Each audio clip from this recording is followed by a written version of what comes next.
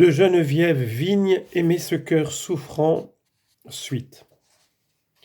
En donnant sa vie sur la croix, Jésus nous a tout donné pour nous sauver. Mais il reste notre coopération à cette grâce, et notre coopération, c'est l'amour. Mais nous l'aimons si peu, se plaint-il à sainte Marguerite Marie. Citation. D'autant que si les hommes me rendaient quelque retour d'amour, j'estimerais peu tout ce que j'ai fait pour eux, et je voudrais s'ils se pouvaient en faire davantage. Mais hélas, ils n'ont que des froideurs et du rejet pour tous mes empressements à leur faire du bien. N'est-ce pas là la démonstration de son amour infini ?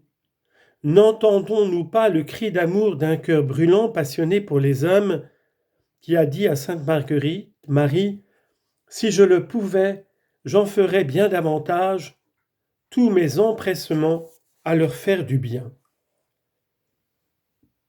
Aujourd'hui, le message de Jésus peut nous sembler lointain pour une époque révolue. Pourtant, il suffit de regarder autour de soi pour voir combien son cœur est délaissé dans les tabernacles, dans les églises qui se vident et parfois démolies au profit de promoteurs immobiliers.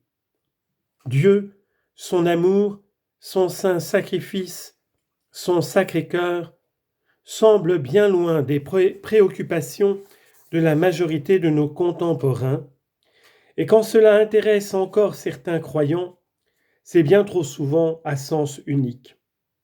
La miséricorde pour tous et l'amour sans condition. Si ce n'est pas faux, c'est néanmoins très incomplet.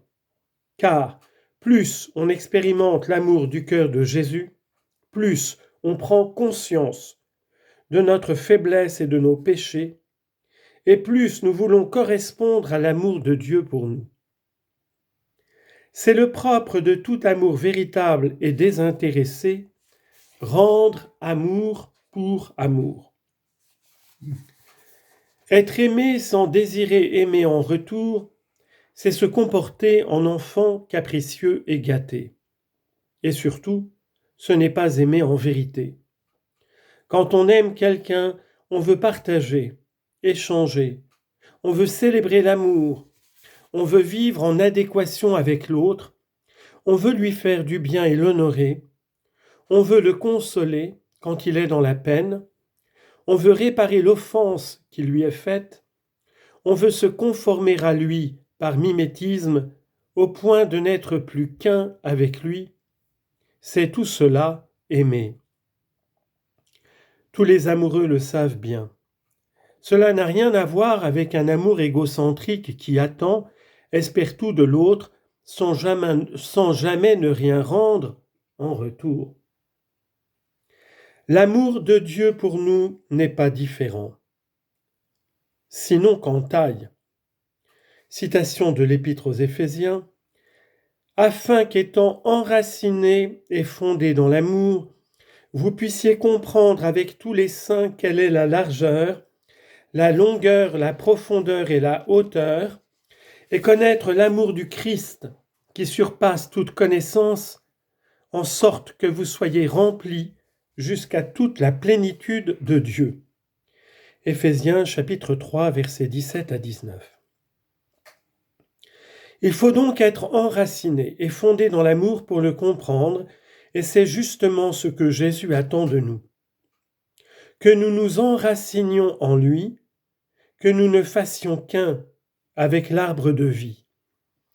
Il y va de notre salut, de notre bonheur sur cette terre et pour toute l'éternité. Quel père, voyant ses enfants prendre des chemins de perdition, resterait indifférent ? Quel père, se voyant détesté par ceux-là même à qui il a donné la vie, et la vie en surabondance, n'aurait pas le cœur meurtri de ne recevoir qu'injures ou moqueries de leur part ? Quel père qui, après avoir tout sacrifié pour élever et sauver ses enfants, ne serait pas douloureusement peiné de ne recevoir qu'indifférence ? ingratitude, mépris, ou même des insultes. Combien de parents font humainement cette blessante expérience de l'incompréhension de la part de leurs enfants, des portes qui se claquent et ne se rouvrent jamais? Combien d'autres souffrent de ne plus avoir de nouvelles, de savoir leur fils en prison pour quelque horrible crime, de frères qui s'entretuent ou se haïssent? Pourquoi en serait-il autrement pour Dieu notre Père? Imaginez ce Dieu infiniment bon qui s'est donné en sacrifice pour nous sauver, mais qui resterait totalement insensible à ce que nous vivons, à l'état du monde, aux innombrables âmes qui se condamnent pour l'éternité. Ce serait transpercer une nouvelle fois son cœur de Père, pleinement homme et pleinement Dieu.